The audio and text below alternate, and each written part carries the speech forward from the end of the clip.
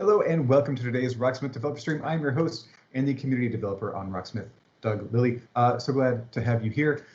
Today we are going to be talking talking about and listening to metal. Today is pretty much all about metal. So if you're into that, congratulations, you're in luck.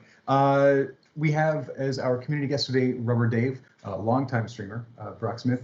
He's going to be doing a couple songs for us. We're going to visit Dan in his home a little bit later in a pre-recorded segment, and we will be talking to two pretty to your knowledge metal-centric guests today from the studio. They'll be coming up in just a little bit. Also in the stream, we're going to have some giveaways as usual. Our community manager, Brian Turner, that is UB Jurassic in the chat, he's going to take care of those, as well as taking any questions that you might have for myself or my guests today. Just make sure you hit up UB Jurassic to get those questions over to me. So without any further ado, I'd like to say hello to our guests today. We have Jason Kokel, tools engineer on Rocksmith, and Layla Abdulrauf, music editorial developer with Rocksmith. Welcome, both of you. Thanks. Thank you. Very glad to have you, Layla. It's been a while. You were, I think, one of the earliest guests for the at-home streams, and Jason, I think this is your first time being a guest on the stream since we've been working from home. Yes. Well, I'm incredibly glad to have both of you here. So let's do a little bit of catching up. So it's been probably a few months since we talked to Layla. Maybe what, 6 months since we've talked to you, Jason?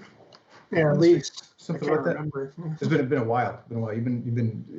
We've all been busy, but you've been, I think, especially busy. So I'm glad to have you here. Let's talk about music. You are both guitarists in metal bands, Impaled, Jason, and Vastum, and solo project. I think you do. Do both of you have several projects running? I do. Layla, tell us what you got. So Vastum is probably my main metal band, and then Hammers of Misfortune is also another more eclectically styled metal band that I joined 10 years ago. They've been running since the late 90s, early aughts. And then I have a post-punk band, Terabellum, and a couple of ambient electronic projects, Okay. one being a solo project. And Jason, what about yourself? Well, when we are able to play, which we're not now, it's just Impaled these days. I do some music on my own in my house occasionally, but these days it's too hard to really do anything other than work and parent full time simultaneously. Right. Yeah, right. So I think that maybe for Jason, that probably answers my question, which is, what has the at-home situation been like as a musician with a band? And I take it pretty much, are we holding off? Do we know what's going on right now? Right now, we're holding off. The wisest thing to do is to keep yourself and others safe by staying at home wearing a mask. And so I've not seen my bandmates in 4 months at least. We talk once in a while, and it would be nice to work on stuff, but that's difficult when you can't play in the same room. So for now, things are just tabled until it's safe to even be around other humans that are not, in your household or your bubble. Right. And so continue to do that, and I think that's what we're all doing right now. Layla, do you have the same situation going on right now? Yeah, totally. I haven't seen anyone since March, I think. We had like a weekend tour scheduled that was postponed. We did have a Zoom call a couple months ago. That was I think the last time I talked to everybody. But unless you're good with drum programming, it's hard to write songs for a metal band when you're not the drummer and you're writing all the guitar riffs, not being in the same room with the drummer. Because if you have a guitar and a drummer that can be in the same room together, you can get a lot done. So for most of your projects, Layla, is that how you approach the writing process? Does it start with the drums and guitar, or drums, guitar, bass? Yeah, it could be either way. We have 3 songwriters in our band, so one of them is the bass player, but mostly it's me and the other guitarist, Shelby Lermo. And we'll write riffs on our own and then just get together with the drummer, so the 3 of us, and then show it to the rest of the band. So in the process, you start some riffs with the 2 of you, and then you introduce the drummer. What does introducing drums into those riffs, how does that alter or form or solidify what you've written to that point, generally? Well, sometimes Shelby and I will have particular rhythms or beats in mind, but that's a very sort of loose thing, because we want our drummer to express himself the way that feels most natural, and he's got a really good ear for that. So usually I just let our drummer leave it to his own devices, and he comes up with great stuff. And Jason, what's Impaled's sort of approach to writing? We also have 3.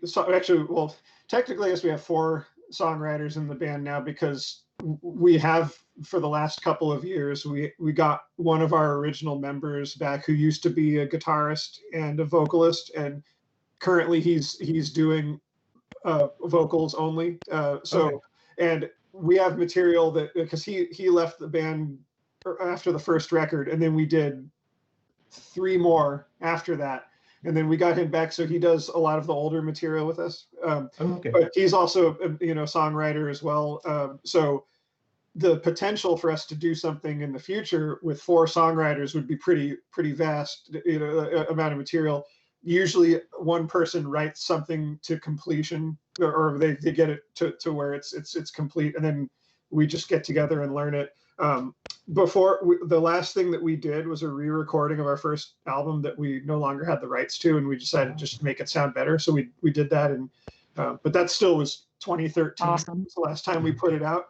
And then, but just before we were doing that, I had written 8 songs that, while the other 2 members at the time were on tour with other bands, the drummer and I worked on this material that I written. So we had 8 songs in the can from many years ago. They're just sitting there. Now we're kind of resurrecting them again. I pulled them out because we were all interested in seeing where we were at. And so what I usually do, and what usually the other songwriters in the band will do as well, is just kind of lay down everything with the drum machine. But usually, both me and the other guitarist and the bass player. The bass player can play guitar a little bit too, so he'll kind of get his ideas out that way as well. Just kind of record a demo or just show it to us in person. But I usually lately, and even back then when I did those older songs, I had already taken isolated drum samples from the album we had just done. And so I have a sample bank that is our drummer. So that's his drum, that's sent from his kit. So and I mean, I can't play like him, of course, but I can write drum parts that sound like how he would do.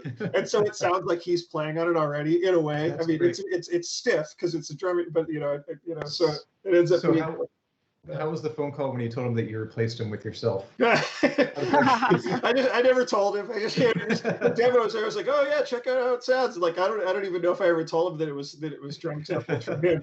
But but that's the thing. The interesting point, because we tried to do that with the last record we did. Was the first time that we ever recorded to a click.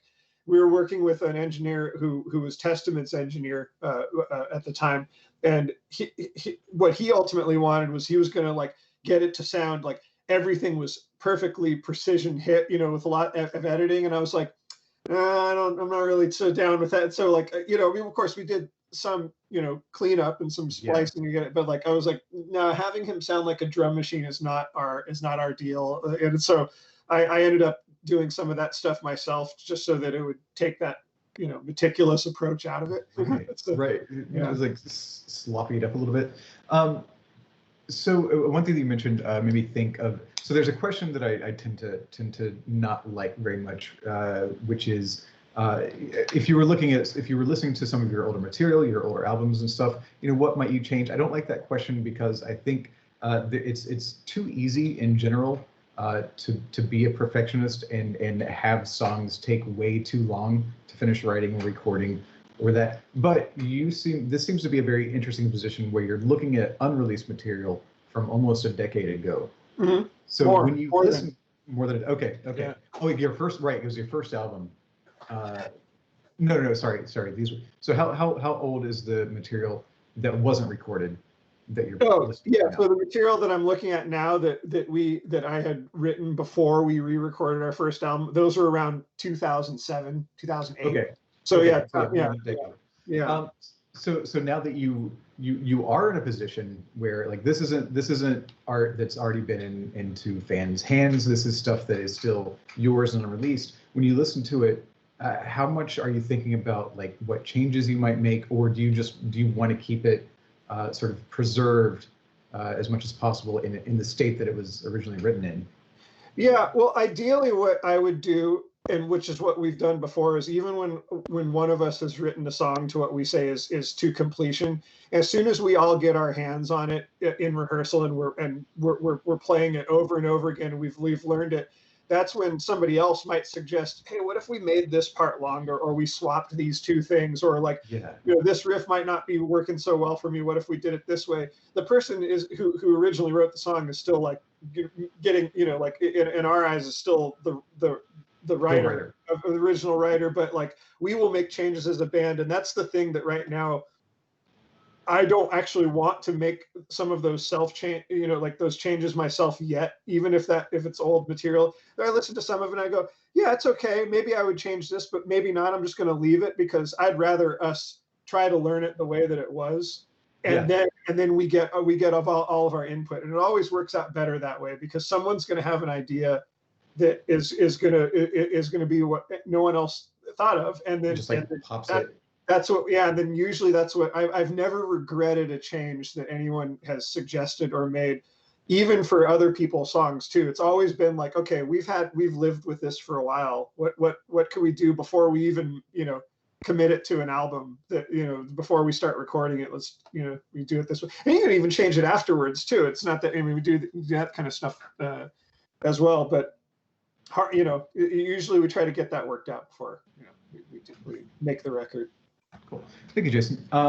So turning a bit more to the technical sort of educational side, we'll talk about if there's a player who's out there who just loves metal, wants to start playing metal, and this can be lead, rhythm, if we're making those distinctions, or bass. What are some of the most important sort of skills or techniques that you would suggest they hone in order to be a best rounded metal guitarist or bassist? Better rounded? I would say picking technique is absolutely one of the most important things.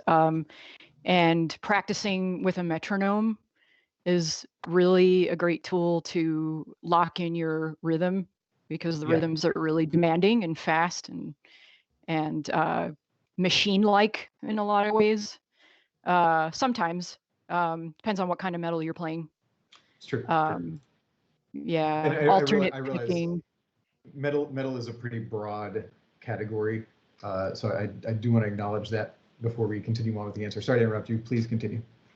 Oh no, yeah, but I think either way, you're picking technique, whether you're doing palm muting or alternate picking, picking between different strings, doing speed tremolo picking. I think practicing with a metronome, no matter what kind of metal you're doing, is important, and starting slower than the normal tempo of the song, and then playing faster than the tempo of the song. Yeah. So you get that sense of control, especially with the right hand, if you're a right-handed player. Right. Otherwise, left-handed player. And Jason, do you have an opinion on techniques that you would highly recommend? Every single thing that Layla said, I would echo, because, and I think that's gonna hold true no matter what genre you're playing. If it's gonna be metal or or rock or anything else. I mean, when I was in jazz band in high school, the band director had Dr. Beat going while we were practicing. And like usually that's not like the ideal thing for jazz to be locked into a metronome. But what it does, it does instill a sense of timing. And I played with a lot of great players who at the core of their practice technique was having a metronome so that they can say, okay, I know what 90 beats per minute feels like.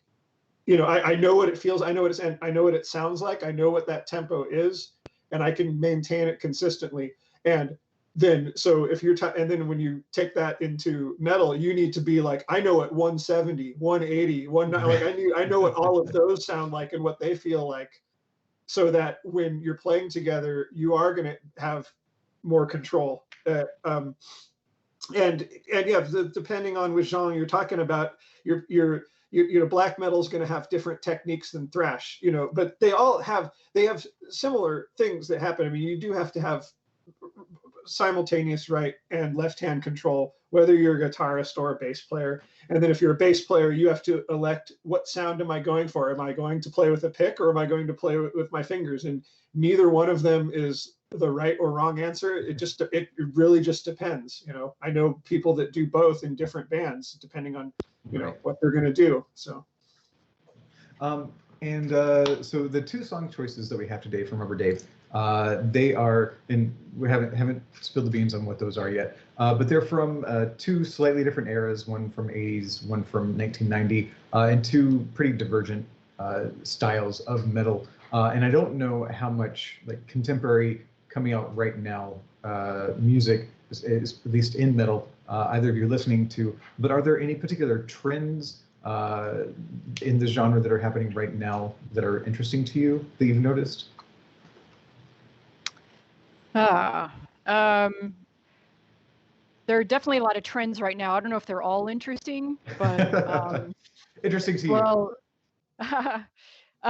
Well, recently the old school, new wave of old school death metal has gotten very popular, especially starting on the West Coast, but I see it everywhere now. So, but I don't know. I would say my band definitely falls into that new wave of bands, of those bands. Yeah, I don't know of anything super recent than that, more recent than that, but maybe Jason. Jason, what have you been listening to? What have you heard that's sparking something in you?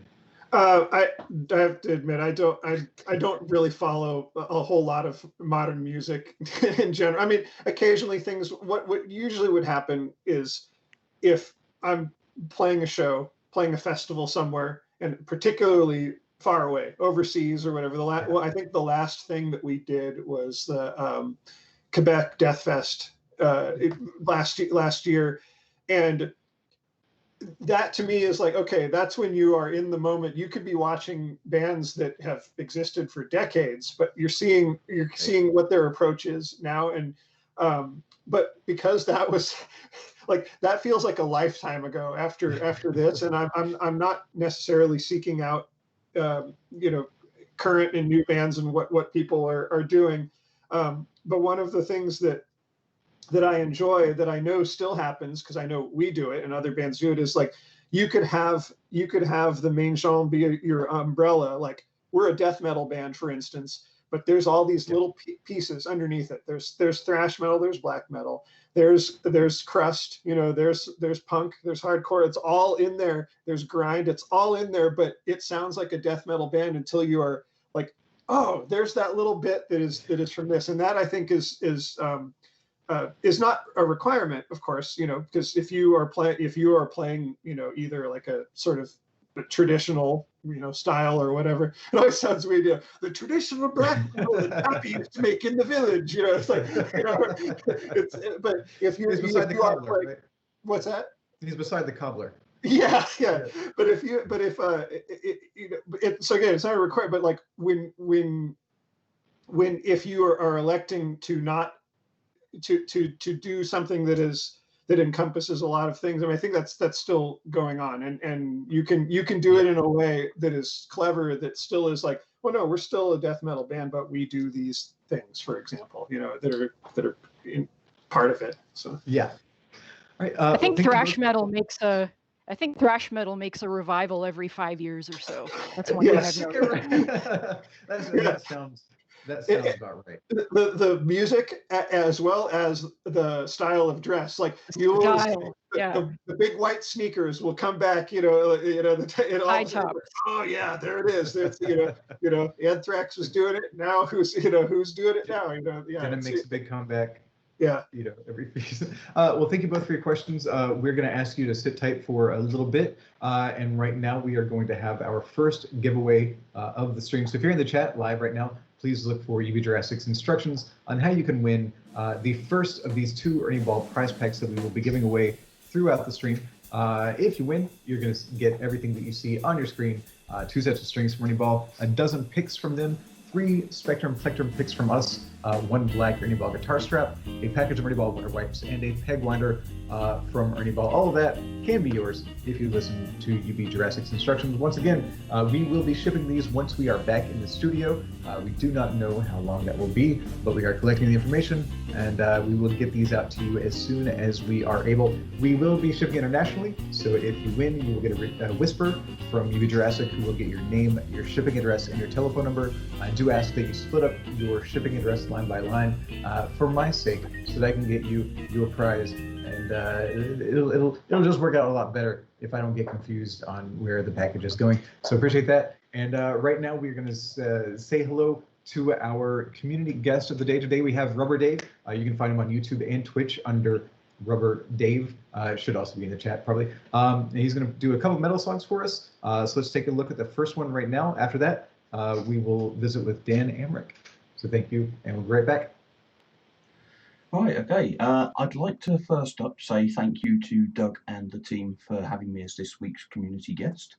My name's Dave. I stream Rocksmith on Twitch as RubberDave. And the first song I'm playing tonight is Domination by Pantera. This is one that's just really fun to play. It's one that I play in my band, and I learnt to play it exclusively using Rocksmith, so I figured that would be an appropriate pick.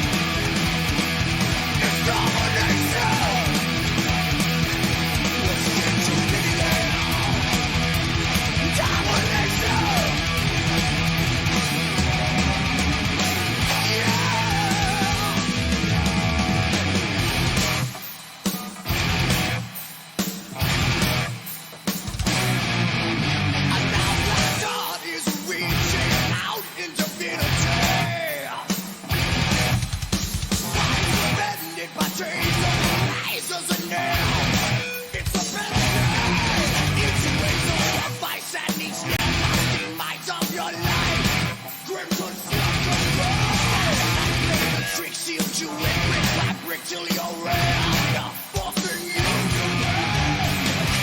Your eyes will see the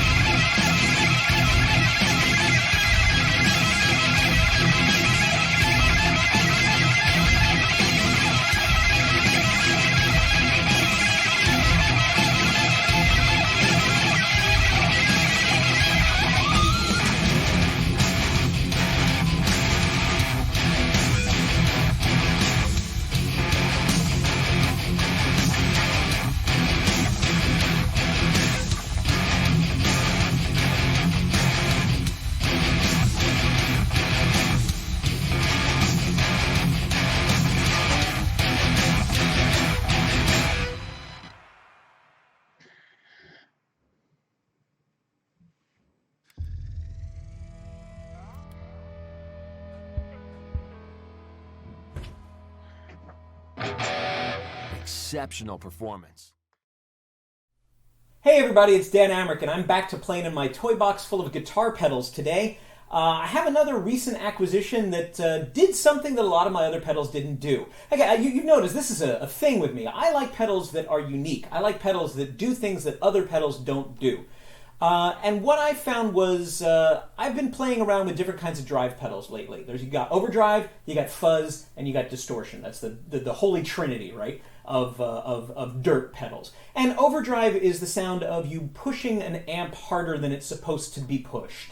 You're giving it too much signal. And fuzz is taking that to an extreme, maybe even damaging the cone of the speaker to get it to be aggressively fuzzy and crunchy and indistinct. And then distortion is like sort of the third stage where it almost doesn't matter what you're playing, you're going to get the same really fuzzy, buzzy tone.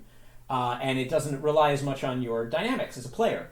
I like fuzz. Jimi Hendrix is a famous fuzz player. There's a lot of people that have played fuzz.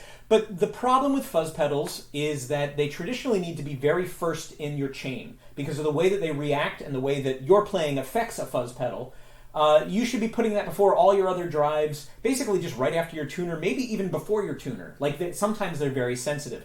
And while I like the sound of like 90s fuzz that you would hear in Smashing Pumpkins or even Nirvana, stuff like that, I was looking for something that would play better with the rest of my pedals. I didn't want the traditional fuzz sound because it can be very overbearing, and also I didn't want the hassle of putting it in front of the chain and making sure that it was always there. So I went looking for something else, and I found a pedal from 2010 that was made in Japan called the EWS Fuzzy Drive, and it's exactly what you think. It's not quite a full fuzz pedal. It's more of a distortion pedal with some fuzz overtones.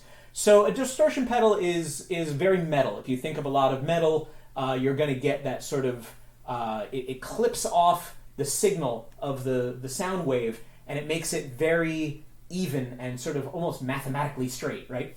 A fuzz pedal is way more woolly than that, and it sort of sounds like it's a little bit out of control, which is the appeal of fuzz. So here's my clean tone.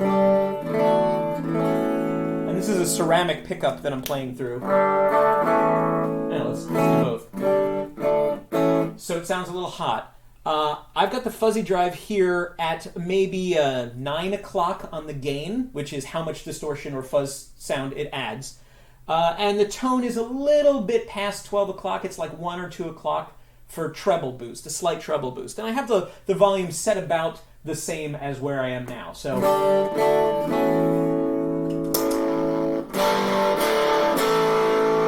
that's already way fuzzier than it was before, but you can hear the way that it's breaking up the speaker cone. It's very indistinct. It's very wild.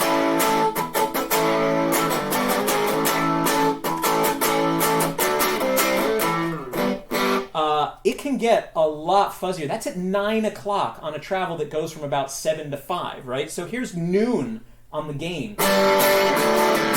Like, to me, that's already getting to the point of unusable. But if you play punk, then it's not unusable at all. Or if you play, like some psychedelic rock, that would be really useful on a... If you're Greg Studley, you love that tone. Let's just crank it all the way, because I know that's what you want to hear.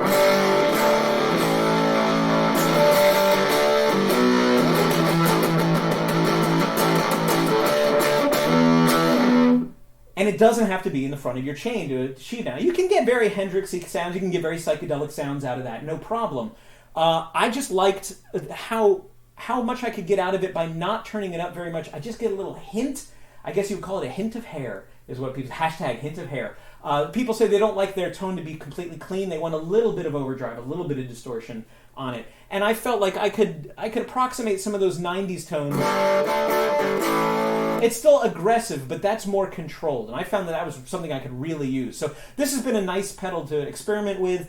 Again, don't just settle for, well, you got to have a fuzz pedal, and it's got to be in the front of the chain, and it's got to be one of these three things. There's a lot of people going, how can I do a similar sound, but do it in a completely different way? And if you start looking for those kind of things, you might find things that are really compatible with the kind of sounds you want to make. Always buy a pedal based on, will this help me make the sounds that are inside my head that I want to hear through that speaker? Or your speaker. I mean, I don't want to hear all of your sounds through my speaker. That would really freak me out, and I'd have to unplug the amp. But otherwise, have a good day.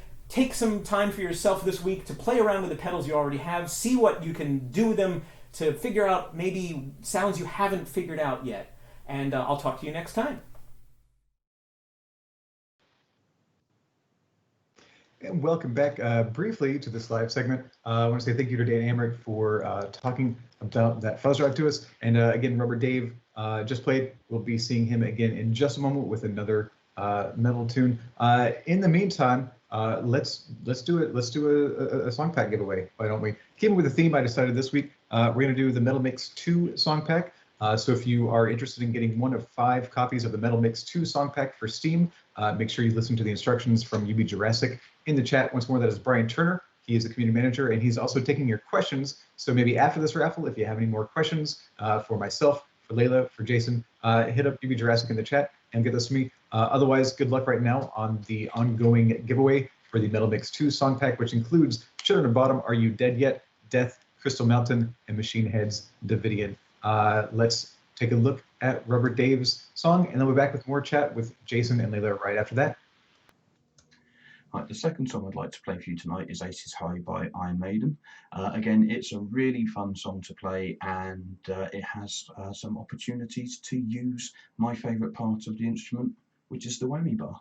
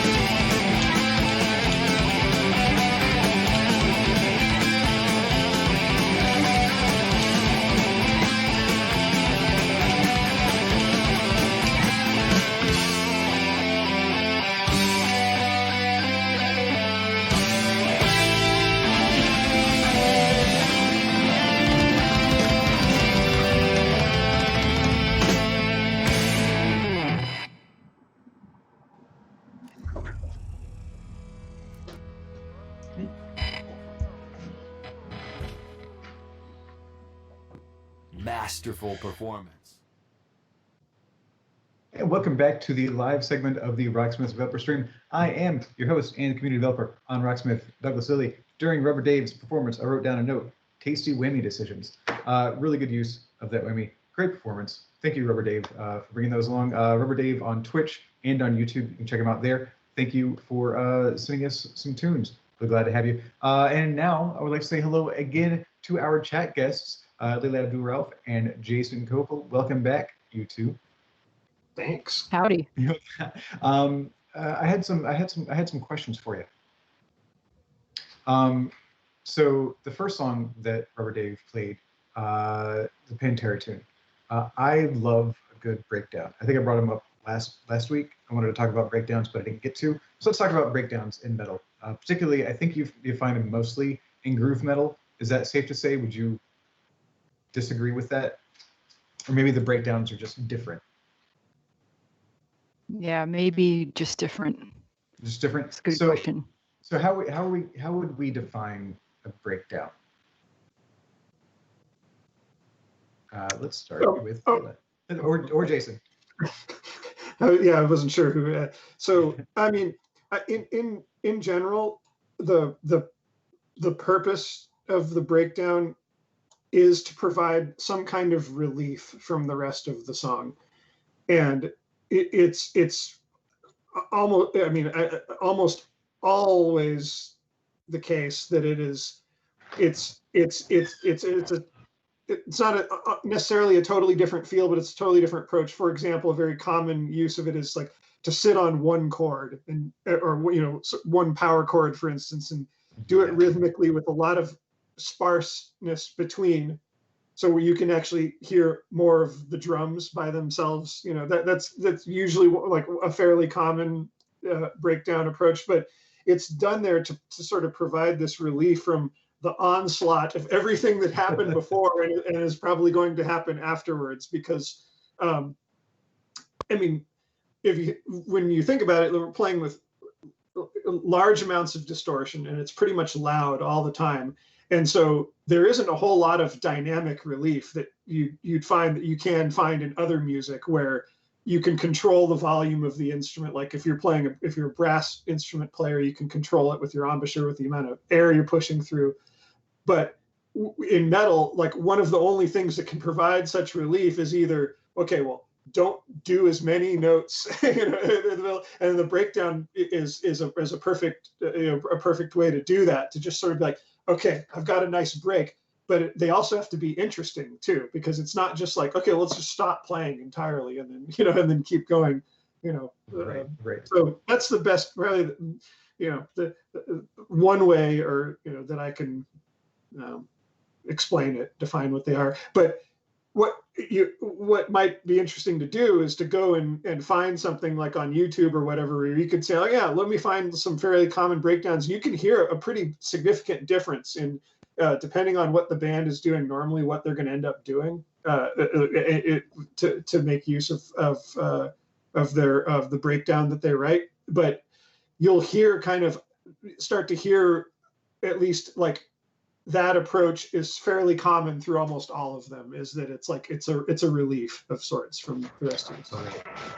Usually it's like a rhythm guitar, like anchoring what the drums and everything else cuts out, and then the rhythm guitar is doing the riff, the breakdown riff by itself, and sometimes there'll be a drum accent with the other guitar or something like that, but you have that anchoring rhythm guitar that propels things.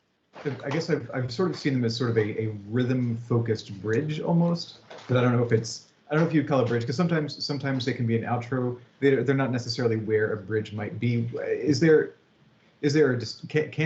Can a breakdown also be a bridge? Is it like all apples are fruit but not all fruit are apples situation? Or I'd say a breakdown is a type of bridge. Like bridge is sort of like this broad category, wouldn't you say? A bridge could be like a totally different connecting riff that's really brief, or it could be like just a stripped down version of the main riff. Yeah.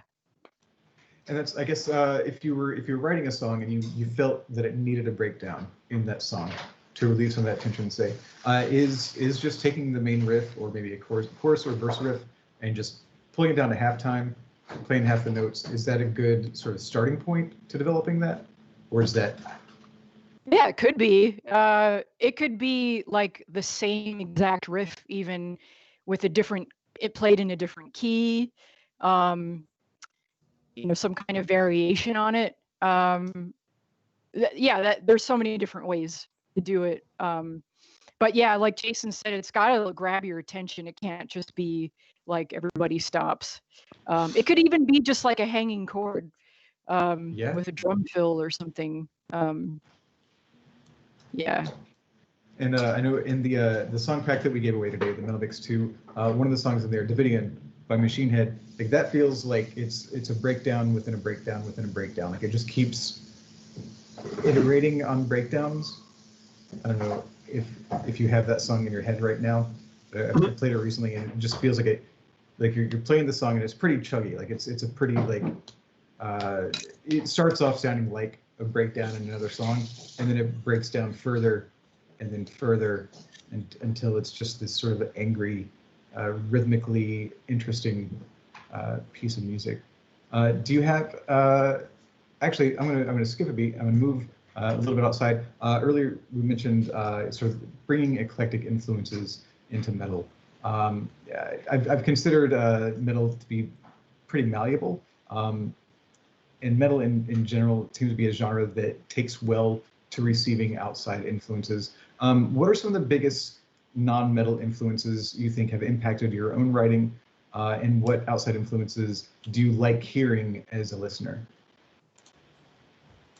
For me, it's definitely classical music. I don't know, like I'm just thinking of Stravinsky and how much the Firebird Suite influenced the last Fastum record. I basically like took a melody from that and rewrote it.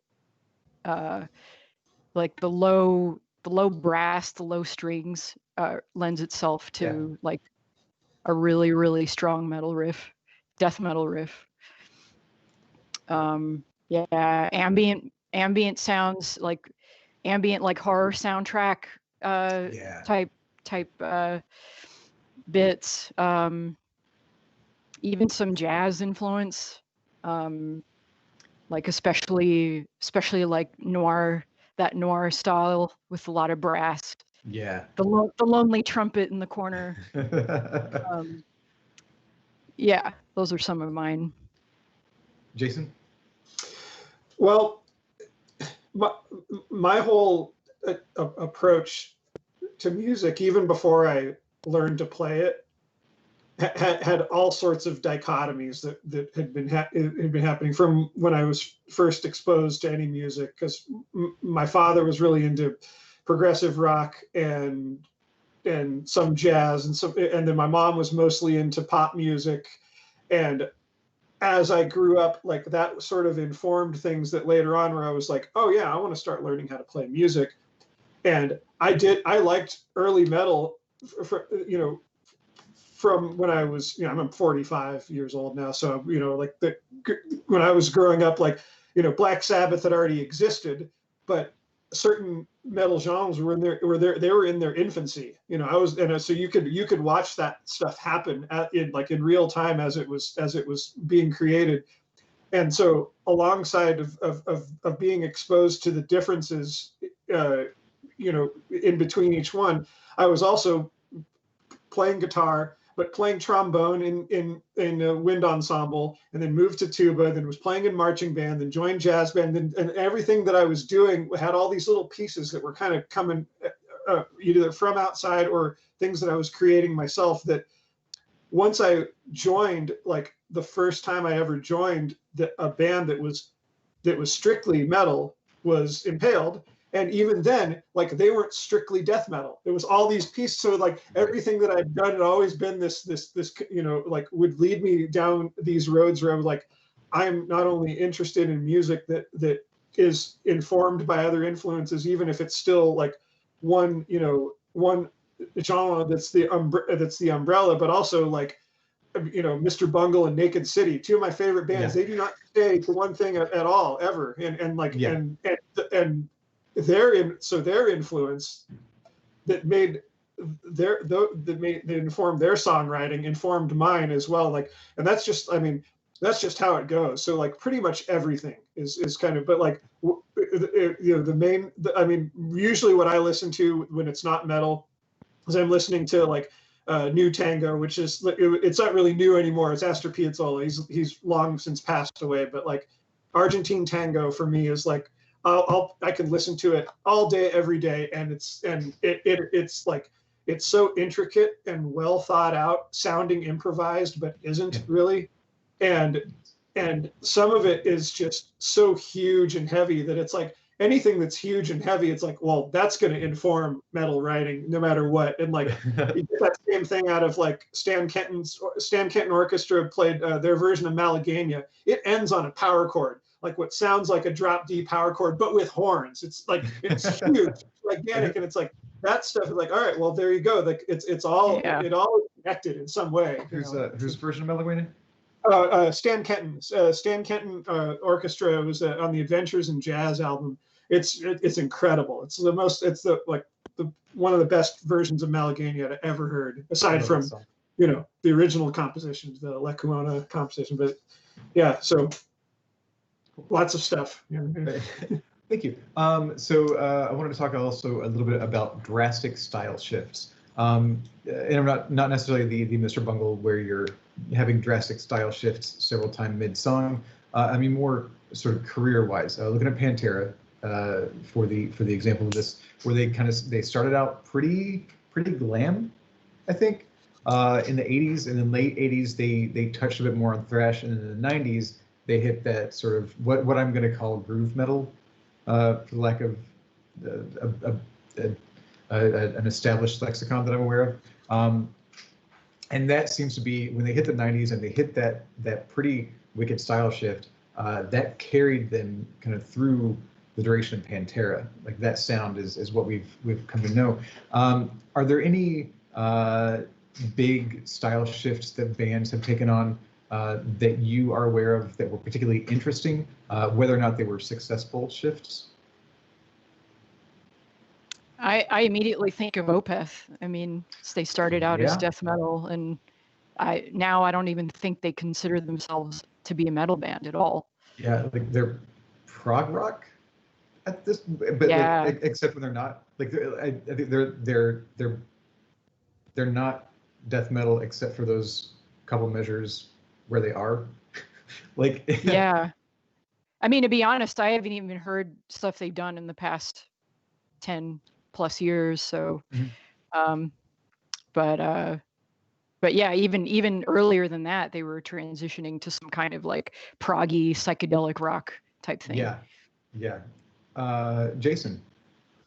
Well, if you listen to which we have in our library, convenient. If you listen to the Painkiller record, Judas Priest, and anything before it, like all of a sudden that record, like that's like, to me, that, I mean, they had done some stuff that was heavy, but like that, like itself, like all of a sudden, like from the opening sort of drum solo in the song Painkiller, you're like, what in the world happened here? Like, and all of a sudden it's just like super heavy with like, I mean, those guitarists were always good, but then all of a sudden they just upped their game on that record, I think. And that to me was like, okay, it still is Judas Priest. It's Judas Priest, but like, whoa, it's like, it's really, really heavy. Like, all of a sudden, like, I enjoyed that record a lot. Like, it's probably my favorite of theirs, which might elicit some reactions from other, folks. But like, to me, like, that was like, that's just incredible just to do that within that, within, like, it's not like all of a sudden, oh, we were playing jazz fusion. All of a sudden, we went thrash metal, but like, no, like they were still a metal band, but like all of a sudden, just where it changed, where they were pretty heavy. Like had much. I was shocked when I heard it was an actual drummer on Painkiller. It's so machine-like. Yeah. And when I found out it was a human playing those drums, I was I was just blown away.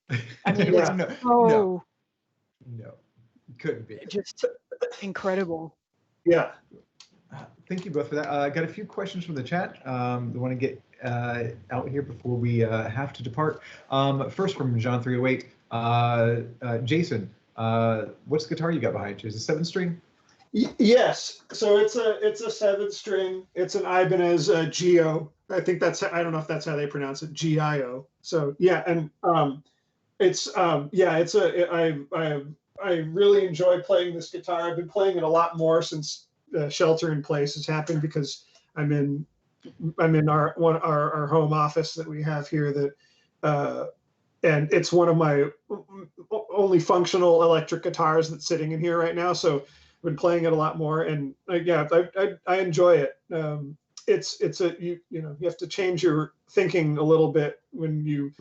It's my first 7-string that I got, and I got it many years ago. I actually played it at the Rocksmith 5-year anniversary. I played it when we did that at Slim's, and that was the only gig that I ever played with it, and I didn't do anything else with it since then.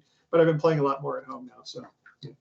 And Layla, who's your friend beside you? Yeah, this is my BC Rich Mockingbird. It's a tune-o-matic, so no Floyd Rose, just super like old school. Although it's not that old. I think it's an early aughts Mexican model. Someone told me that. But yeah, this is my go-to writing instrument for Vastum, tuned to B.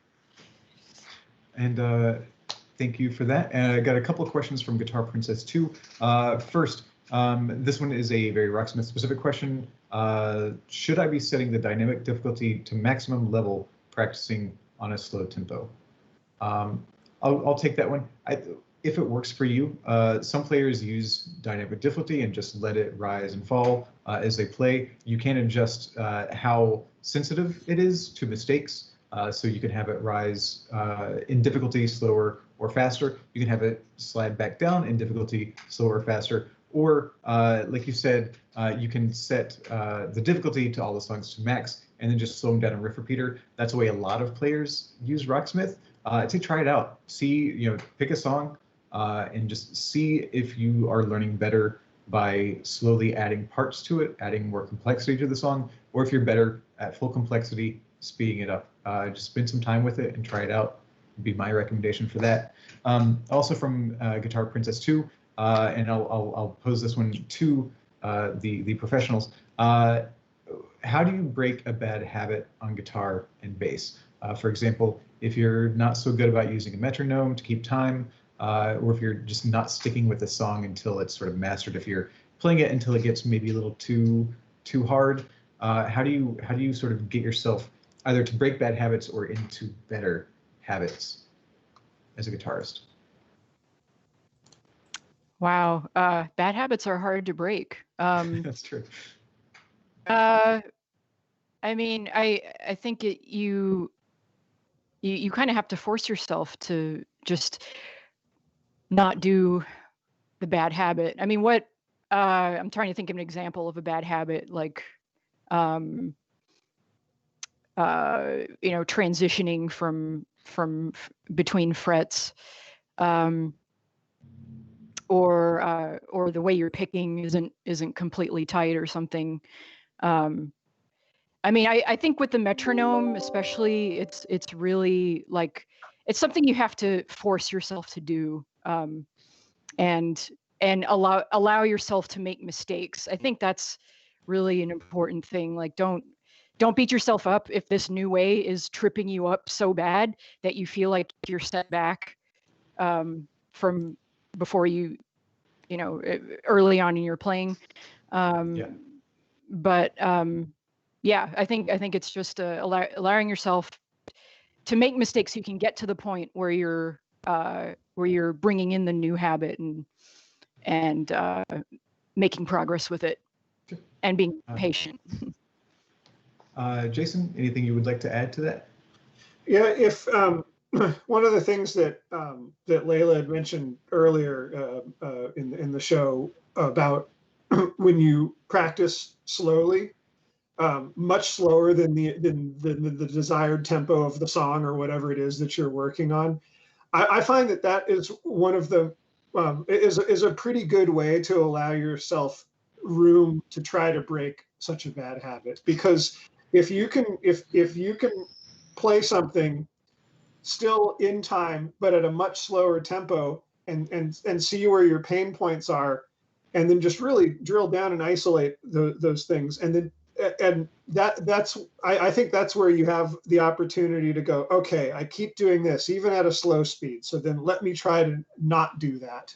And so given that that we've mentioned the metronome so many times in this, I mean, that ought to be like, I wish that there was a guitar case that had your guitar in it that you could not unlock until you turned the metronome on. If someone could invent that and make that be the standard, then therefore you're like, okay, well, that's all it is. You know, you turn it on and you got to work with it if you really want to improve that. But like that always has forced me to go, okay, why when I try to play this, I can't quite do it. And I know that it's because I'm doing something incorrectly. So let me just sit there and break it down much slower and find where it is, and then keep working at it at that slow tempo, and then work it up to where you're supposed to be or where you want to be. Cool. Well, thank you both very much. I think it's a little bit after 4 o'clock here in the San Francisco Bay Area. I want to say thank you to both of our chat guests today. Again, we have Layla Abdul Rauf, who is in Vastum, guitarist, and we also have Jason Kokel, guitarist in Impaled. Thank you so much for being here and answering my questions. And right now, we're going to have our last giveaway before we say farewell today. So again, thank you for being here, and goodbye, Jason and Layla. Bye-bye. Thanks. Bye. We'll see you, hopefully we'll see you back a little bit sooner next time. But for now, if you are in the chat and you would like to win our second Ernie Ball prize pack of the day, please listen to UB Jurassic for your instructions. If you win, you're going to receive everything that is on your screen. You get 2 sets of guitar strings, one for your 6-string, one for your bass. You are going to get a dozen picks for Ernie Ball, 3 picks from us here at Rocksmith, a strap, a package of Wonder Wipes to keep your guitar's neck, body, and strings lasting longer, and you are going to get a peg winder from Ernie Ball. All of that will be yours if you win in a little bit, because again, we're not shipping these out until we are back in the studio. Do not have a timeline on that. We're just keeping the names so that when we do get back there, we can ship everything out all at once. So good luck on that. So please listen to UB Jurassic for your instructions. He will whisper the winner to get your name, your shipping address, and your telephone number. On that, I want to say thank you again to RubberDave for sending us a couple songs. Great choices with the Pantera and the Iron Maiden. That kind of set me up for a theme today. Thank you for that. And again, that whammy playing, so fun.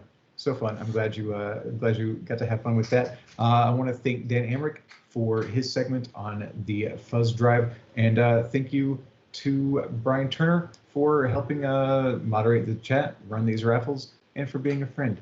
To everyone else, we will be back next week with a couple of new guests probably, and yeah, that's about it. Check us out. We are also on Facebook all the time, facebook.com/Rocksmith. Twitter and Instagram, we are at Rocksmith Game, just as we are here on Twitch. And yeah, we will see you very soon. Bye.